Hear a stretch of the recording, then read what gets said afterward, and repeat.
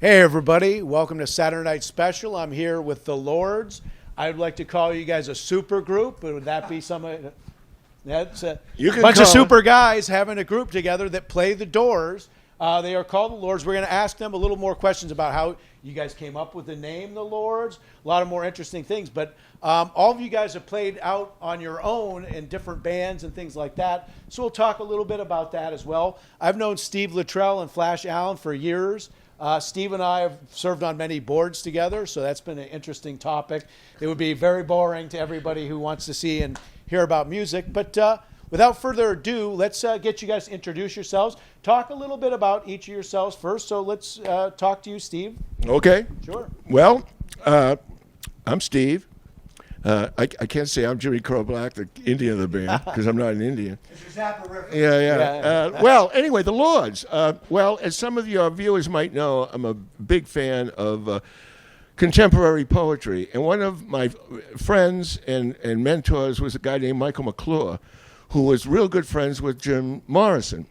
And Michael always told me, oh, well, man, if he didn't get sidetracked with this rock and roll stuff, he would have been he was a really good poet. Right. So anyway, Jim's first book was called The Lords and the New Creatures, and that's where this name comes from. Okay. So I was sitting at Becky's a couple of weeks ago having breakfast, and this nice little old lady was sitting there, and she said, oh, you're in a band? And I said, yeah, because the waitress had said, how's the band doing? And she said, oh, what's the name of the band? Now, bear in mind, the lady's, I was going to say an older lady, probably my age.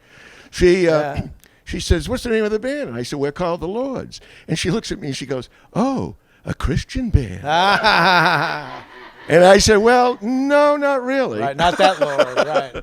So anyway, that's where the name came from. Yeah. So anyway, a little bit about me. I don't know. Dennis, he'll talk later, but Dennis and I met at summer school when we were in high school, out smoking cigarettes when we weren't supposed to. And so he wasn't in my first band, but he was in my second. So anyway, we go back a ways. Summer school. Summer school, yeah. Bad kids. So we go back a ways. Right, exactly. And because Flash and I were... Yeah, that's right. We went to Woodstock together. Okay. Yeah, we got a little waylaid, but still.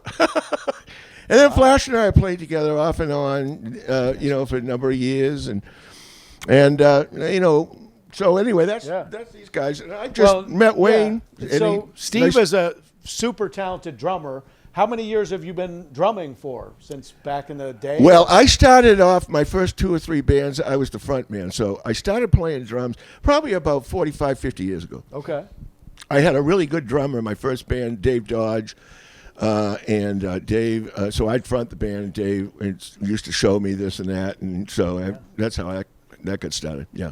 Okay. Yeah. And so did you enjoy drumming as the instrument? I love playing drums. And then, of course, as time went on, I, listened to the best that I could find to kind of pick their brains.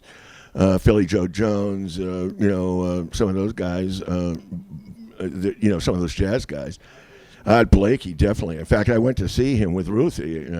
Those guys. It's always good if you want to learn, I think, any instrument is to really go above your pay grade, knowing that, you're never going to play like this guy, but you're going to sure try. Right. Start at the top with the idea of who to kind of emulate. Exactly. And so I know Steve is a born kind of leader as well as a poet, so I'm assuming, were you the impetus of forming this band, the kind of the genesis? No, not really. Dennis and I got into a conversation. Yeah. Okay. That we wanted to... Flash. Sounds like everybody's... Oh, yeah. It was Flash. It was... Steve called us and said, what do you think if we could do this thing? Yeah. I said, yeah, we could do that. We could do it. An hour a week I can spare. Okay, awesome. So, were you going to say something else? No, that's it. I wasn't, because my first call was to Dennis to say, hey, I talked to Flash. And, Okay. And then Dennis can say Dennis calls Flash, Flash calls Dennis. We call each other and then put Dennis on the... Well, and then the other thing that I want to get around to doing with this guy at some point is having him do his Ray Manzarek, and I'll do my best Michael McClure, and we'll do some poetry. Exactly. Awesome. So anyway, want me to give you the Dennis? Hand it to Flash. Flash Allen is...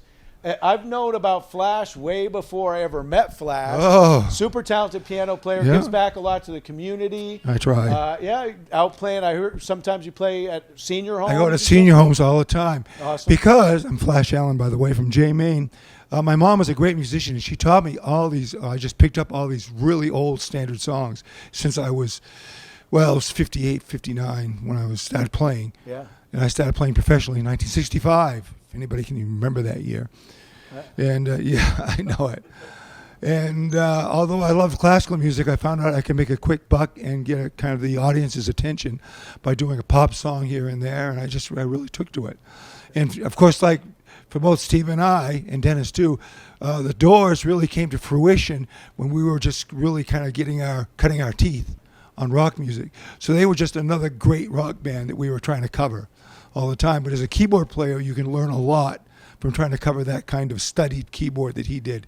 It was very, and so I want to say something about the band, our approach to, we're really not trying to do a note-for-note cover. We're trying to capture the essence of how they approached a song. Yeah. And if you ever listen to a series of Doors live concerts, you'll find that quite often no song sounds the same twice. Yeah. So as with us They're, today, essentially they're jazz musicians. essentially it's they're jazz with right, poetry. Yeah. Improvisation. Yeah. Right, exactly. Kind of just flowing and vibing, yeah. And there's a thing about playing a keyboard bass, because I played classical, I was able to, it didn't take a lot to pick that up. Plus, I studied pipe organ in high school, so I was used to covering bass parts, for a long time. But the real weird thing is how the bass player and the piano player are the same person. So little changes, nuances, little improvisations, or little asides, you don't have to communicate with another person. The bass player and piano player can look around at any other member and decide, well, I want to do this or that. So there has to be a communication. There has to be an interband communication all the time. So yeah, and I always found that really interesting that it was like, oh, there's no bass player there. No. It's the same guy doing the notes, Oh. and we'll talk a little bit about how that affects kind of the guitar playing, because Yeah. it seems like then that becomes, you're almost like the rhythm guitar is my Yeah, guess, right? yeah. And so that becomes because there's a more modern band too that I think same thing, where then you become more kind of improvisational. You're not strumming chords as much, I wouldn't think. someone's got to strum those. Someone's got to keep that rhythm going. And is that the keyboard more? This though, time or- it's the keyboard. Yeah, this time it's There's only two of us. right, exactly. Yeah, only two of us. Yeah, it's kind of switch back and Now, I got a confession to make. Since I've been doing this, I have trouble working with bass players. Yeah, exactly. So, I do. I work with a lot of great bass players. I love them. It's just that I have to refocus all my left brain, right brain. That's what happened with the Doors. The audition bass players Yep. didn't like any of it. They didn't like any of them. They They just have- didn't yeah. get the gist, the zeitgeist. well, because you're seeing what they're doing and you're criticizing in your own mind because you know you could do it as well. So just a question for you. Just saying. Right. Well, no, but kind of circling back to. Exactly. One last person. Thank you, Circling Wayne. back to when you were younger and seeing the Doors, it must have been really interesting as a piano player, because you think back to the Beatles. I know the Beatles had one or two guys, Bobby, somebody, remember, who came and did some Oh, yeah, keyboards with yeah. them, but they weren't known to have a keyboard player with them. Rolling Stones, I think, same way, right? Yeah. Doors were one of the first kind of bands, it seems like, again, this is before my time, but that really focused on the keyboard. Is that a correct Yeah, statement? that's a correct assessment. Yeah, it's interesting. 'Cause he was the oldest. He was the most experienced and oldest member of the band at the time. And then again, it was just Robbie Krieger was just kind of, Great player. He had a novel player. Yeah, and that was the guitar player, correct? Yeah. Stuff that they did. Sure. Yeah. And I mean, That's kind of what they were famous for. Yeah, well, and it I know affects that's a lot right. of their style of music that was, that had that bluesy feel to it. And flamenco. Don't forget slide the guitar. flamenco. When he did, what was the song he did? The flamenco piece? Spanish Caravan. Spanish, yeah. This is our singer, Wayne Newton. I mean, We'll go to Dennis next because he could tell us a little bit about the guitar playing, yeah.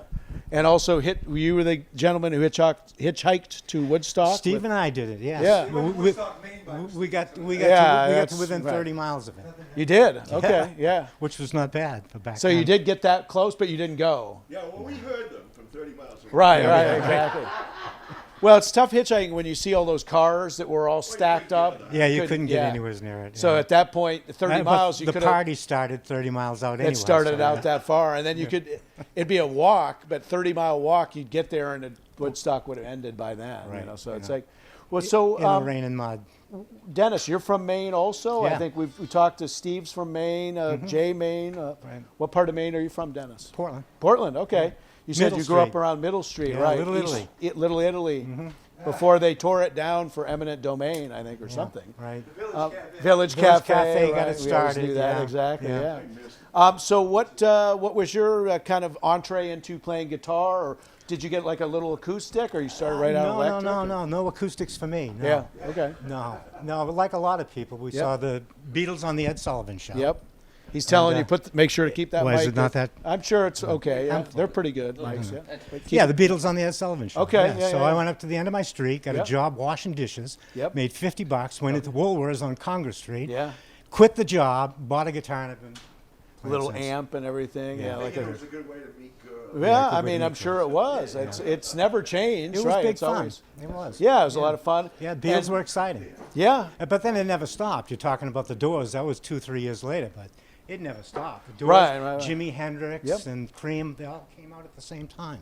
Counterculture It was an hit. exciting time, yes. And then what were you kind of into more in the 70s? Did you get more into different styles, or you still were into this kind of style? No, I mean, all that stuff passed me right by. Yeah. Okay. Yeah. Yeah. No, but 70s seemed Actually, more it did- disco-y and everything, but there was a lot of like Rush there was a or lot of something. good jazz. or- There was a lot of Jazzier, yeah. that funk jazz styles. Okay. Okay. And even the disco things like Earth, Wind, and Fire. Those were pretty good bands. Yeah. How many bands have you and Steve participated in together? Well, I don't know, half dozen maybe. Half a dozen. Yeah. Yeah. Some. Then you guys have a good pocket that you play in because you kind of know each other's groove a lot. Works well. Yeah. Lifelong friends, you said. Lifelong, yeah. Yeah. Awesome. Awesome. Yeah. Summer school. Summer school, exactly. yeah, Bad yeah. kids. Yeah. Smoking No, and- it was smoking math. in the break Math and was my everything. downfall. I couldn't, Exactly, I couldn't right. do that. I know the feel. What was that? Portland High? Deering? or Deering. something? Yeah, Deering. Okay. Yeah. So let's talk to Wayne for a second too.